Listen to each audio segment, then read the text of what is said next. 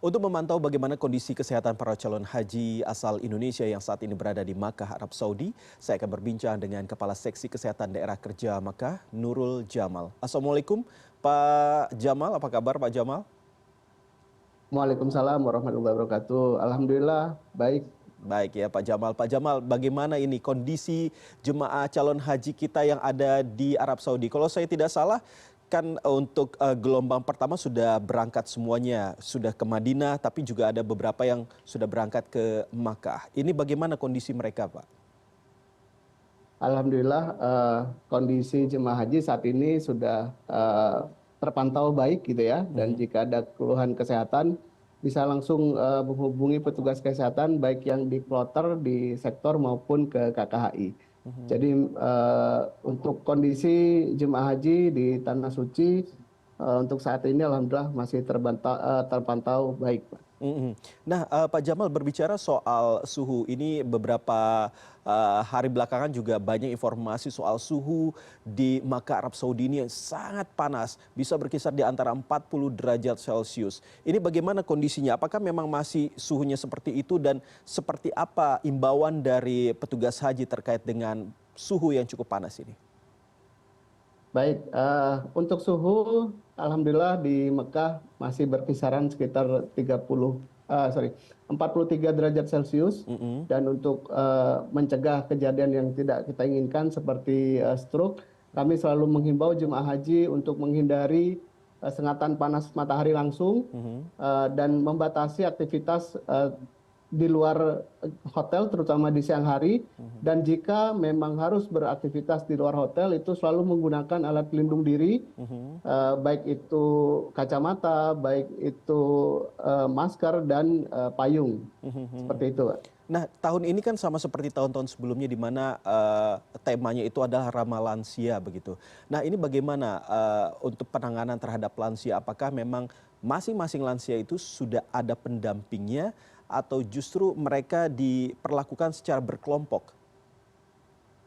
Baik, alhamdulillah tahun ini jemaah lansia sudah bisa didampingi baik itu dari keluarga maupun dari petugas. Kami dari kesehatan selalu mendekatkan pelayanan kesehatan ke jemaah haji lansia gitu ya. Misalkan kami di daerah Mekah mengadakan poliristi, yaitu pemeriksaan kesehatan lansia yang dilakukan di sektor. Jadi kami selalu mendekatkan pelayanan kesehatan itu ke jemaah lansia. Gitu. Pak Jamal, kami juga mendapatkan informasi. Jadi ini kan sedang perjalanan nih untuk yang kelompok pertama perdana ini untuk menuju ke Mekah. Ada beberapa jemaah calon haji yang ternyata sakit di Madinah. Lalu mereka ini seperti apa nantinya ketika mereka harus semuanya berkumpul di Mekah untuk menjalankan rukun haji itu? Apakah mereka tetap dibawa menuju ke Mekah atau tetap stay di Madinah?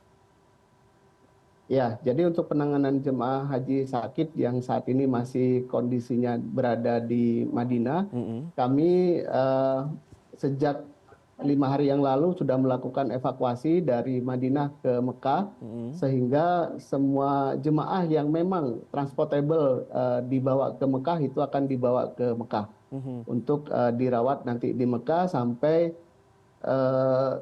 Arafah dan sampai kepulangan. Seperti itu. Oh, berarti nanti akan secara apa namanya penanganannya itu dengan PPIH yang ada di Madinah dibawa langsung ke sana secara berkelompok atau justru sendiri-sendiri begitu? Ya, kami mempunyai fasilitas ambulan transport yang dari Madinah ke Mekah. Itu nanti akan melakukan evakuasi secara bertahap jemaah haji yang memang bisa dilakukan evakuasi. Nah, tetapi jika memang jemaah hajinya tidak bisa dilakukan evakuasi, itu nanti biasanya ada di rumah sakit yang di Madinah. Oke. Nah, saat ini sudah berjalan 5 hari evakuasi dari Madinah menuju ke Mekah. Pak Jamal, bisa diinformasikan kepada kami juga, mungkin ada calon haji yang akan berangkat begitu ke Tanah Suci. Sebenarnya kalau untuk pos-posnya sendiri ini seperti apa? Di mana posisi ataupun letaknya sehingga bisa diketahui oleh para calon haji asal Indonesia bisa melihat secara langsung ataupun setidaknya bisa dimudahkan begitu ketika mengalami sakit atau apapun untuk bisa menuju kemana begitu Pak? Ya, baik. Untuk yang di Mekah, kami punya 158 pos satelit yang tersebar di 11 sektor dan 11 sektor klinik atau klinik sektor yang berada di kantor sektor dan satu KKHI atau rumah sakit di Mekah yang untuk melayani jemaah haji Indonesia. Jadi jika jemaah sakit itu bisa menghubungi dokter kloternya atau dia bisa datang ke pos satelit yang ada di 11 sektor tadi atau ke klinik sektor. Jadi kami mendekatkan sebisa mungkin mendekatkan pelayanan itu ke jemaah haji, baik itu di kloter, di pos satelit, di sektor maupun KKHI. Jadi tahun ini alhamdulillah pos satelit kita yang di Mekah itu ada 158. Sudah tersebar di 11 sektor dan hampir di semua hotel ada. Oke. Seperti itu. Tapi untuk pelayanannya, untuk fasilitasnya semua sudah lengkap ya Pak ya?